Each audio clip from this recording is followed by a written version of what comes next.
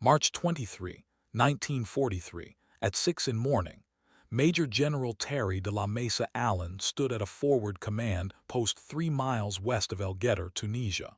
Through his field glasses, he watched 50 German tanks pour out of a mountain pass. The morning was cool, the sky perfectly clear and visibility flawless. Allen could see every detail of the armored column. Panzer Mark IVs moving in tight formation, confident and disciplined. Veterans of campaigns across Europe, Africa, and Russia. Just 27 days earlier, American forces had been crushed at Kasserine Pass. 65-0 casualties. A 50-mile retreat in only 5 days.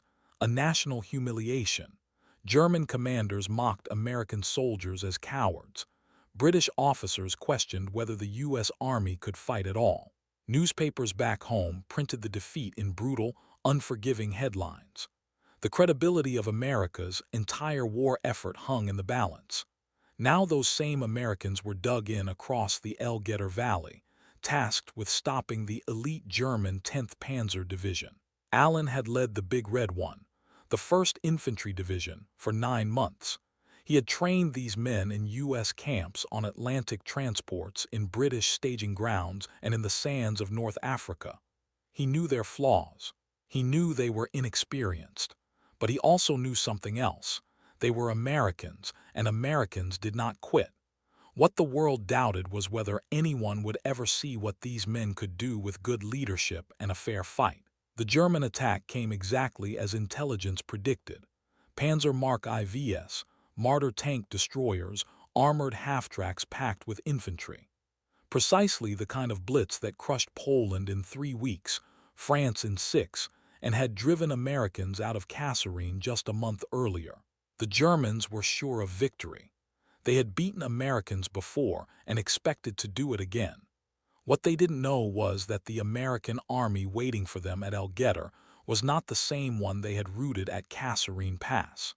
In only 27 days, the U.S. Army had transformed itself more completely than any Allied force had in 3 years of war. The story of that transformation began on February 19, 1943, in the Atlas Mountains of Tunisia.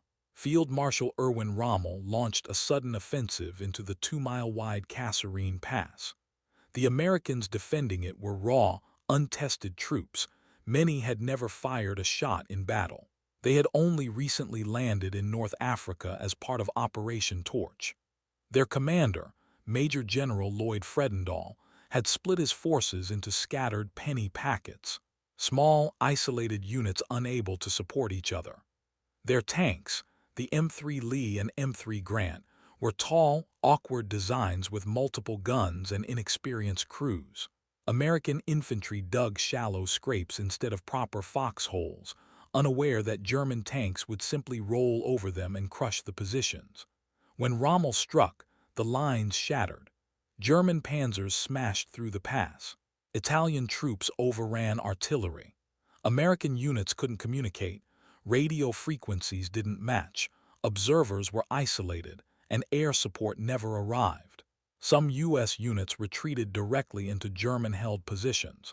The cost was staggering: 16-0 casualties in the first day. 5 more days of retreat. 65-0 total casualties. 183 tanks lost. More than 500 vehicles destroyed. 208 artillery pieces gone. German losses: 989 men, 34 tanks. It was the worst defeat in the history of the U.S. Army. British commanders bluntly declared Americans poor soldiers. German officers mocked them openly. Field Marshal Kesselring told Hitler the U.S. Army was badly trained and badly led.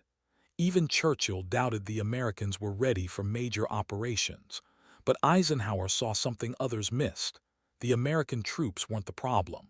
Their leadership, doctrine, and coordination were, and those could be fixed. On February 26th, just 2 days after Rommel withdrew, Eisenhower launched one of the fastest military overhauls in modern history. His first move was ruthless. He relieved Fredendall and replaced him with General George Patton on March 6th. Patton had 17 days to rebuild the shattered II Corps. He began with discipline. Uniforms had to be perfect, helmets on, leggings tied, weapons spotless, vehicles maintained. Any officer who tolerated sloppiness was relieved. Patton patrolled constantly, inspecting positions, questioning soldiers, and enforcing standards with iron precision. The men hated him, but he understood what they didn't yet. A sloppy army fights sloppy. An army that looks like professionals becomes one. Meanwhile, Eisenhower rebuilt the doctrine. American artillery was reorganized to mass fire like the Germans. Armor tactics were rewritten. Tanks would support infantry, not dual panzers. Tank destroyers would concentrate as battalions, not scattered platoons. Air support procedures were standardized. Divisions would fight together, not in isolated fragments. Morale and competence rose together. By mid-March, the Second Corps advanced again, capturing Gafsa, then El Guettar. The Germans couldn't allow the Americans to break through, so the 10th Panzer Division prepared a spoiling attack to crush them. But this time, the Americans were ready. At dawn on March 23rd, 50 German tanks rolled into the valley, silhouetted by the rising sun, engines roaring, dust clouds trailing behind them. Motorcycle scouts raced ahead, confident the Americans would run just as they did at Kasserine. But they didn't. The Americans were silent, disciplined, hidden, waiting.